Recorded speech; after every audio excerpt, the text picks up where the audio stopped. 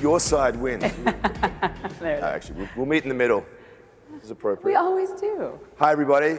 Welcome to the third day of Consensus. Great to see happy faces here. I hope you all had a good time last night. There was a lot going on, it seems. Parties all over the place.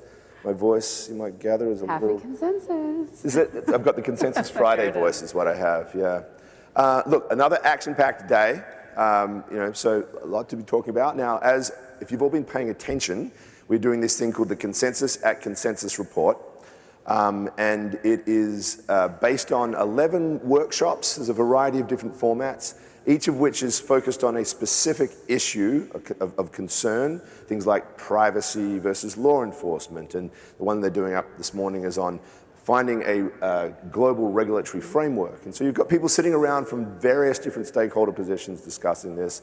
We'll be putting out a report in a month's time on this, the Consensus at Consensus report, but part of that was to ask attendees to answer 11 questions that in one way or another were kind of related to this and are going to help inform that, but we've decided to pre-release the results because with the Crypto Council for Innovation, we're putting out this thing together and you'll be doing some commentary on it at some point, Sheila. That's right. So, yeah, and of course you guys know, of course, Sheila Warren, my co-host of the Money Reimagined podcast. Please subscribe to it. Yeah, To do the sales pitch. Anyway, let's get the show on the road. Let's take a look at some of these results. Pretty interesting, actually. So we get the first slide up, and we'll see where we go. Maybe we should stand over this here. Move this way? Yeah. That's a good idea. Okay, so the first question, what is the most pressing issue facing the crypto industry in the US? It's actually, we'll have a look. Well, I know what I think. There you go. Oh, there it is. Surprise, surprise. Possibly not a huge surprise. And a job for you to be doing, as though the CCI, of course, plays an important role. Face. Yeah. Yeah, a lot of work for you, Sheila. Well, it's pretty funny. I mean, when I took the role at CCI, I did think like, here's the crypto industry, and I'm going to be kind of in this sort of adjacent thing that's interesting, but maybe not the focal point. And now it's like, oh no, it's the focal point. It's the thing. Yeah. So I mean, yay! But also, it's a long road to hoe. Right. Now the next one is an interesting kind of contrast. So, what is the most pressing issue facing the crypto industry outside of the US? Quite different, right? Yeah. So clearly, regulation is still a concern everywhere, but the view of the consensus community, it seems, is that elsewhere, not perhaps as big, people aren't as concerned about it. They are concerned about the public image of crypto, right? This idea that there's this negative perception amongst the mainstream. Well, it's fascinating that price is not an issue, right? No one's really concerned about that, and I think we're going to get into some results that lean into that a little bit more. But I mean, there's no kidding, right? You don't get good policy, people don't like you. So public image seems very related to policy.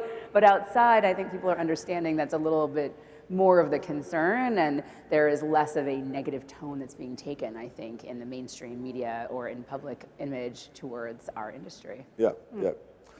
Okay, next so far, I'm one. In line with it. It does seem to fit, doesn't it? When will the next crypto spring begin? What do you think about this? I think it's going to take a while. In fact, I do think it relates to the previous questions. I think the US regulatory headwinds are going to really, people aren't placing bets until they get this resolved, and because that's going to take a while, which another question is going to address, I think spring's not going to be with us really until, I would say, the first half of 2024. I came in as the yellow one, yeah. But look, everyone's split, right? I think this is also probably a reflection of the bullish mood that we've been very happy to see, by the way. This is optimistic. It is. I'm going to lean into it. I like it. Yeah, I feel the vibe when I walk around Consensus is pretty upbeat, and maybe that reflects that. But I myself wouldn't call this spring, and I don't think it's going to happen until we get some clarity here. So I would have said first half of 2024. But I think we're starting to feel that thaw. I think we're slowly starting to feel like we're coming out of it. So I can see that. I can see the green. I can see it. Alrighty. Next one. Which describes your outlook for crypto Web3 over the next 2 years? And there you have it again. The vibe. You guys are all believers in this industry, and yes, we're going to make it. Well, somewhat. But if you add the WAGMI and somewhat bullish, we end up with truly up into the 80%, 85%. Well, I would certainly hope that attendees at Consensus would feel this way, but I also think that This is true when you look globally. I think those first two slides really indicated something. And we've talked a lot on our show about how this antipathy from the regulatory environment towards crypto is very uniquely American. So I think if you're looking globally, this seems to me exactly right. Right, and there are over 70 countries represented at Consensus. And so, we are capturing, hopefully, a broad perspective here from around the world. Global industry. Which does most to block wider adoption of crypto? Once again, big bad wolf regulation. Get on this, Sheila.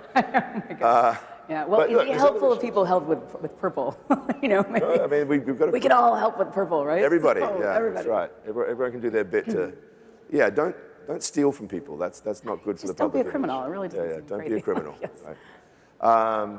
But user interface, right? Which is yesterday when we had Neha on in the morning, we were talking about these big ideas of digital money in a decentralized environment, and Neha was like, look, we've still got to scale this stuff. Like, we do not have this technology ready for 8 billion people to use, right? So there's still a lot to be done in terms of how people can use the tech. You know what's fascinating to me, though, when I was looking at this, is thinking about how even like 3 years ago, I think that blue line would have been much further out. I certainly felt that way. Trying to onboard people into a crypto wallet was like such a hassle. I mean, people were like, are you kidding me? Like, what am I doing? What's going on? I have to store this where, what? So I do think that the user interface having improved massively and really significantly, really over the pandemic, when I think people were putting a lot of attention to that issue, is really interesting.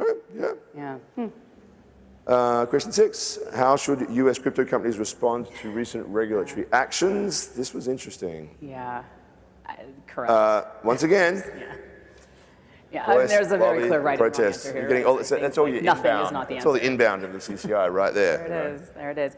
Yeah, I mean, on this, I do think it's worth commenting. I do think that people are digging into fight in the U.S., and I think we've heard a bunch of people on this stage, including some that in the day we hosted yesterday, talking about their responses to some of this and what they're trying to do.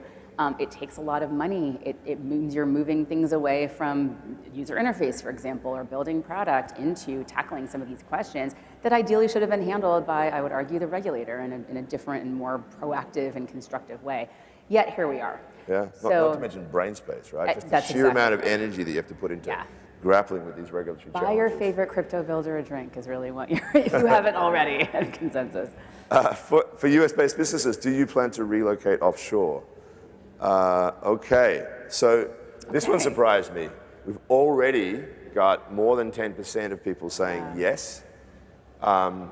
We have a large number still considering. And if you add those two together, we're getting pretty close to 50%. Like it's the idea that half of the US companies, or people who responded who could take that position would say that they're either already planning to or are considering leaving is quite significant. Pretty wild, right? Yeah. I think, I wonder though how people interpreted relocate. Because when I read this question, I was like, well, fully or kind of lean into HQing somewhere else, right? And so I'm willing to bet that a lot of the folks that said yes, it's really about maybe I'm starting to staff up one of my offices I already had that's abroad, right? That's not in the United States versus I'm out of here, like I'm leaving Dodge completely. So I'd be curious to see how that plays out. And certainly that's easier for some companies than others. So I'd imagine a lot of the folks in the green are folks that already have a very distributed team and are already kind of leaning into maybe being in some other jurisdiction already. For sure. So, yeah, well, there you have it. I think it's important to note that, like, Coinbase, for example, people look at, got the license in Bermuda. Like, it was a separate license, right? They haven't left the United States. That's right. They're taking on an additional derivatives license. That's right. Gemini's been in Dublin for a while. Right. There's a bunch of It's another way to think about this whole process of relocation is to sort of hedge your risk. All right, we've got to move along here. Question 8, for US-based businesses, have you had difficulty getting banking services? Should be like, and look at this, right? More than 40% yes, and almost 30% prefer not to say. So, I find that yellow so telling. Yeah, and now this is the topic of the next panel, so we'll dive into this. Keep going. Yeah. 9, non-US business leaders, have you changed plans for US activities for non-US business leaders? Yes, no, still weighing, right? So once you look at the yellow and the green together, it's significant, but maybe not quite as negative, actually, I would say, as the US. I think there are a bunch of folks, at least from I'm talking to, that are on hold. They had plans, they're looking at it, and they're ready to go the second that there is clarity in the United States. They certainly want to be in this market, but they're no fools, they're gonna wait to figure out what is it I can and can't do before I actually invest a lot of time and energy into moving into this market. So I think that yellow, the no is probably folks that that's not part of their roadmap, I would imagine. And then, for yes, I think that's the people I really want to talk to. Yeah, okay. What is it that you're doing that you feel super comfortable with? Or is it that you're just kind of sticking around? Positive take on the US. Yeah. Question 10, when will the US enact comprehensive crypto legislation? Again, Sheila, they're all coming to you for work. I have views. Within this presidential term, the answer has just been truncated there. Within this presidential term, after the presidential term, and never. I mean, at least there's a view that there's going to be some comprehensive crypto legislation at some point, but I think there's a very strong view that this particular administration is not the time to get it done. It's interesting. I don't actually think it's about the presidential administration so much. It's really also about Congress. So the question is really, it's interesting the responses are focused on the Biden administration, which is, of course, one thing, but what you're seeing, Congress is who moves legislation, right? Like the executive branch doesn't. Well, we did say presidential term, right? Which was, one way you could have said this election. The next election cycle, yes. Yeah, so I mean, and look, we have to always reframe this to say whenever you have a split chamber and you have one body, led by the Republicans and one by the Democrats, it's just harder to get things done. I mean, that's historically true. So, it's not that surprising of a response. All right, last question. Oh, no, we had 10. Okay, that's it, sorry. All right, well, I was in a surprise. There you have it. All right, well, thank you very much. Oh, thank you. Enjoy the rest of the day. So CCI is going to be also doing, along with Consensus at Consensus, some additional analysis of some of these results and playing them into kind of what we're seeing in Washington and abroad. So stay tuned for that. Stay tuned for that, yeah, absolutely. And have a happy Friday. Thank you, Sheila. Bye, Michael. Okay. So,